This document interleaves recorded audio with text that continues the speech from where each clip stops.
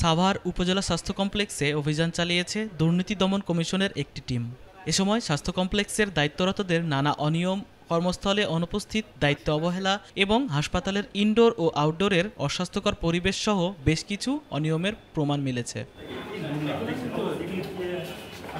বৃহস্পতিবার সকাল থেকে দুপুর পর্যন্ত দুদক ঢাকা অঞ্চল ২-এর দুর্নীতি দমন কমিশনের সহকারী পরিচালক আরিফ আহমেদের নেতৃত্বে ৩ সদস্য বিশিষ্ট টিম এ অভিযান পরিচালনা করেন।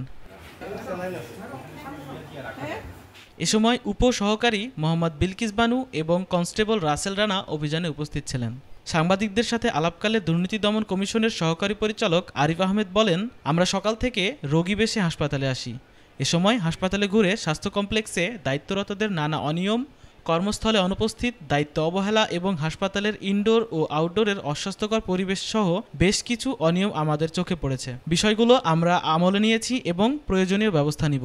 এখানে টিকিট কাটার সময় টাকা নেওয়া হয়, তারপরে যখন ওষুধ আনতে যায় সেখানে নাকি টাকা নেওয়া হয়, প্লাস এখানে যে যারা কর্মরত আছেন কনসালটেন্ট প্লাস এখানকার যে প্রধান উপজেলা স্বাস্থ্য কর্মকর্তা তারা অ্যাবসেন্ট থাকেন, প্লাস এখানকার মোস্ট ইম্পর্টেন্ট যেটা আপনার ওয়াশরুমগুলো আপনার নোংরা, এই ইত্যাদি ইত্যাদি এইসব বিষয় ছিল।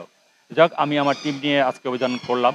অভিযানের মধ্যে আমি যে এখানকার যে প্রধান তাকে পাইনি, যে উপজেলা স্বাস্থ্য কর্মকর্তা তাকে পাইনি আমি।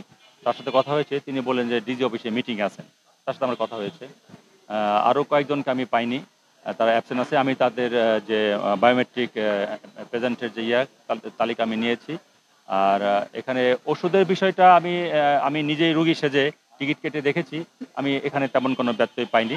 তবে পরিষ্কার পরিচ্ছন্নতার বিষয়ে আমি খুবই অসন্তুষ্ট, যেটা আমি এখানকার আরএমওকে বলেছি, আমি প্রধান কর্মকর্তা তাকেও টেলিফোনে বলেছি।